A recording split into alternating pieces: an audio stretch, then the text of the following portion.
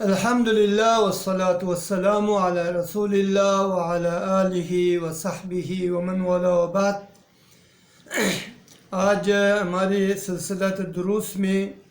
جو درس ہے، درس نمبر 7 یعنی چھٹا نمبر درس، اور اس میں آج صحیح بخاری اور صحیح مسلم سے ایک حدیث پیش کرتا ہوں۔ بخاری حدیث نمبر 4463 اور مسلم 6450 ہے، اور اس میں حدیث کا ایک جملہ ہے، نبی صلی اللہ علیہ وسلم نے فرمایا اللہم الرفیق الاعلی، اور یہ ہمارے ہیڈ لائن یا درس کا جو موضوع ہے آج، اور وہ یہ کہ مصیبت اور مشکلات کے وقت دعا کی کرامت یا دعا کے مقام ہے، یا یہ سمجھنا کہ دعا بلا اور مصیبت کو دور کرنے کے لیے اسبابوں میں سے ایک سبب ہے۔ تو نبی صلی اللہ علیہ وسلم کو جب مرض الموت بالکل آخری لمحات حیات ہیں، اس وقت نبی صلی اللہ علیہ وسلم نے اس جملے کو بار بار دہراتے اللہم الرفیق الاعلی، اللہم الرفیق الاعلی، اور یہ کنایت ہے موت سے، یعنی نبی صلی اللہ علیہ وسلم اپنے رب سے ملنے کا وہ بول رہے کہ اللہم الرفیق الاعلی۔ اور اسی سلسلہ میں نبی صلی اللہ علیہ وسلم سے انس بن مالک رضی اللہ تعالیٰ عنہ نے ایک حدیث روایت کیا۔ حدیث میں ہے کہ نبی صلی اللہ علیہ وسلم جب ایک نوجوان کے پاس گیا، وہاں داخل ہوا، اور وہ بین الموت والحیات، زندگی اور موت کے کشمکش میں، اور اس سے کہا کہ فکیف تجدک یا کیف تجدک، یعنی آپ اپنے آپ کو کس طرح دیکھ رہے ہیں، آپ کے حالات کیسے ہیں؟ تو نبی صلی اللہ علیہ وسلم نے کہا کہ اس جوان نے کہا ارجو و اخاف ذنوبی، کہا کہ میں اللہ سے امید بھی رکھتا ہوں اور ساتھ ساتھ اپنے گناہوں سے بھی ڈرتا ہوں۔ فقال رسول اللہ صلی اللہ علیہ وسلم، اللہ کے رسول صلی اللہ علیہ وسلم نے فرمایا لا یجتمعان فی قلب عبد فی مثل هذه الموطن، کہا کہ یہ دو چیز کسی بندے کے دل میں جمع نہیں ہوتا ہے انہی جیسے مواقع میں یا انہی جیسی جگہوں میں، مگر اللہ سبحانہ وتعالیٰ اس کو دے دیتا ہے جو وہ راضی ہوتا ہے اس سے، یا او امینہ مما یخاف، یا اللہ سبحانہ وتعالیٰ اس کو امن و امان دیتا ہے اس چیز سے جس کے بارے میں ڈر ہے۔ میرا مقصد بھی اس حدیث سے یہی آخری جملہ ہے، جب ایک بندہ کے دل میں اللہ کی امید اور اللہ سے امید، اور دوسری ہے کہ اللہ سبحانہ وتعالیٰ سے خوف اپنے گناہوں کے متعلق جمع ہو جائے، تو اللہ سبحانہ وتعالیٰ اس سے راضی ہوگا اور اس کو اس چیز کے متعلق جس سے اس کا ڈر ہے امن و امان میں تبدیل کرے گا، اور اس کو امن و امان عطا کرے گا۔ اور میرے مقصد بھی یہی جملہ ہے کہ جو آج کل ہم ان مصیبت میں جو گرفتار ہیں، مصیبت کورونا وائرس کے متعلق، اور اس میں جب ہماری امید بھی ہے کہ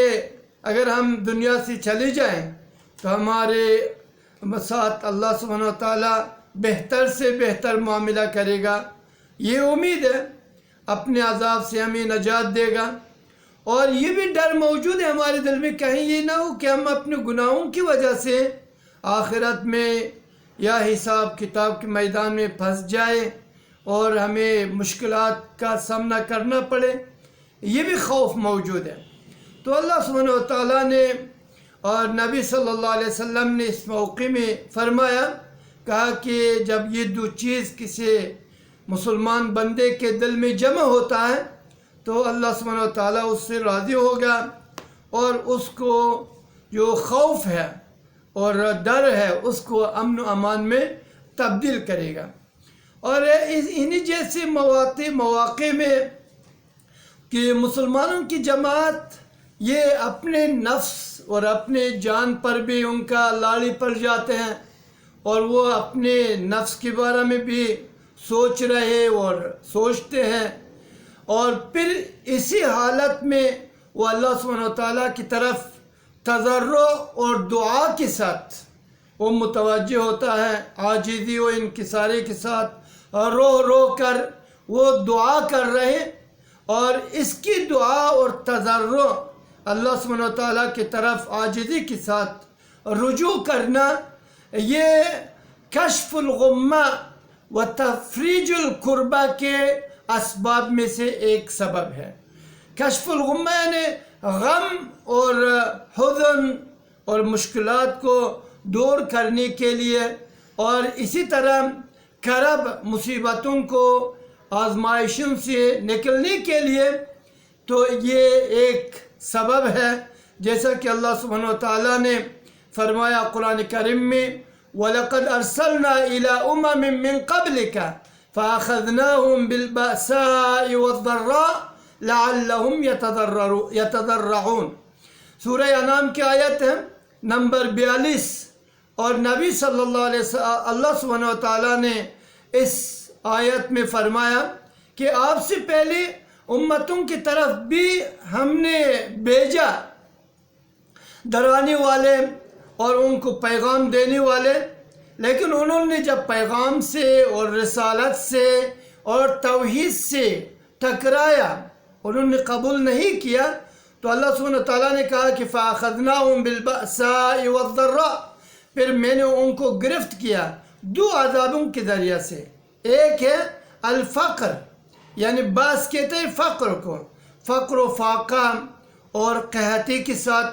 اور زندگی کی اقتصادی پرابلم کے ساتھ ان کو میں نے گرفت کیا، اور دوسری ذرہ ہے،